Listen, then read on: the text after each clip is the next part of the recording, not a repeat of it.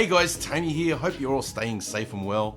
In this video, I'm going to show you how I transformed my KRIX Lyrics Gold Towers and Microcentrics 3 center speaker to a matte black finish using Rustoleum peel coat. These speakers were sent to me by Mick from Sydney HIFI Monoval and were in fantastic condition for the 16-year-old speakers that they are, and while the color and the stain of the real wood veneer is quite nice, it just doesn't suit the upstairs space I'm trying to create. I considered many options, including getting them professionally repainted as well as a vinyl wrap, but as an avid DIYer, I thought I really wanted to give it a go myself. So in one of the many chats we have on my Discord server with the community, a subscriber by the name of Lee suggested that I could do it using the Rustoleum peel coat, and he posted some pictures of his efforts, so I thought I'd give it a go and document the process and the results, and I will say that I'm very happy with how they turned out. I'll leave chapter markers in the timeline, so feel free to skip ahead or come back at any time so that you can see the process I went through, and I'll cover off everything from start to finish, including my final thoughts at the end about the pros and cons.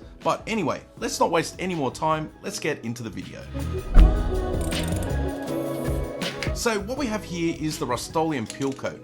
It's designed to build up thin layers of rubber coating, although it doesn't look like rubber, and the claim is that it can be easily peeled off without damaging what's underneath. As I mentioned, the finish on the KRIX Lyrics Gold speakers is in great condition, and being able to remove the peel coat if I needed to really appealed to me in case I wanted to change the color or just go back to the original stain. The finish I chose is matte black, and as I have no clue how many cans that I was going to need, I ended up ordering a full dozen. I'll have links in the description if you want to get some for yourself, and all up for the two towers and the center speaker, I ended up using about 4 cans in total. I was really impressed with how easy it was to apply and how smooth the finish turned out. Although it's probably more used for automotive purposes, it does look great on speakers, especially as it's for a home theater where you don't want any light reflections. The finish on the speakers, they just disappear when the lights are off. So the first step that I did was to find a nice well-ventilated area, because you don't want to handle the speakers once you start spraying. So you want to make sure you put them somewhere where you can get all the way around them without having to touch them. Next, you want to take the drivers out, which I did carefully and collected all of the screws into a bag for later and put the drivers out of harm's way. I also taped the wire pairs together so that I didn't mix them up, as these speakers also allow for bi-amping, so it was really important to make sure I had the correct wires when assembling. Once removed, you want to fill the holes up so that the overspray doesn't go in. These particular speakers didn't have any rubber gaskets, so I didn't have to worry about taping them up, and I just used some thin foam which I had lying around to fill the holes. I then taped the back panel up, as there were some components like speaker terminals and the KRIX serial number plate and the Made in Australia sticker, which we really needed to preserve. It was a bit fiddly, but in the end it worked out fine.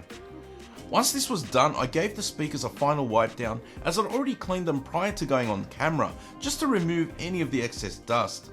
And with that, we're ready to start painting. So after shaking the can for about a minute, I began to lay down a very fine coat.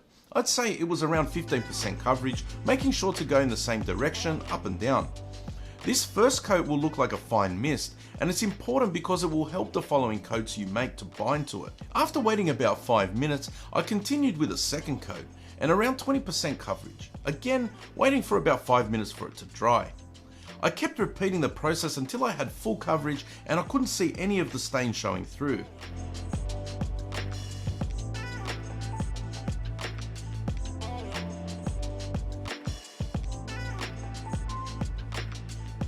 I ended up putting around 10 coats by the end, and then I left it to dry for about 4 hours. Now it's important to note that especially while it's curing, you don't want to touch the finish at all. However, because I wanted to get the setup sorted so that I could finish filming the video, I decided to install the drivers while they were in place upstairs so that I could use the speaker holes to lift the cabinets and carry them up without touching the finish.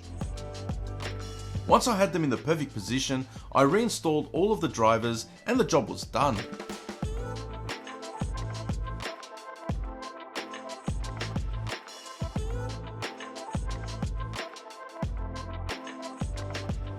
I have to say I was really happy with how they looked, like a brand new speaker. Not to take anything away from the Jarrah finish, which on its own is very nice, this black finish just really suits the space and what I've got planned for it. You might notice that the center channel was already done.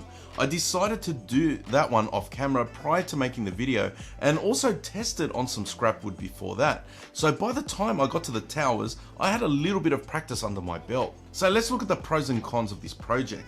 The first thing is the final look.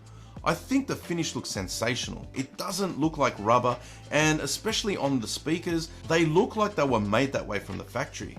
Secondly, it was actually quite easy to do. If you keep the spray light between coats and build it up gradually, everything blends really nicely, and eventually you can do a thicker coat so that you can get the desired look at the end. I also found them quite affordable considering how much it would have cost me to get it professionally done. Again, I've got links in the description so you can check them out and you can make that decision for yourself. Now to the negatives. The main problem is how easy they are to mark and damage. Any kind of touch will mark them, and any impacts will certainly chip, and it is impossible to try and fix it without stripping it all back and starting again.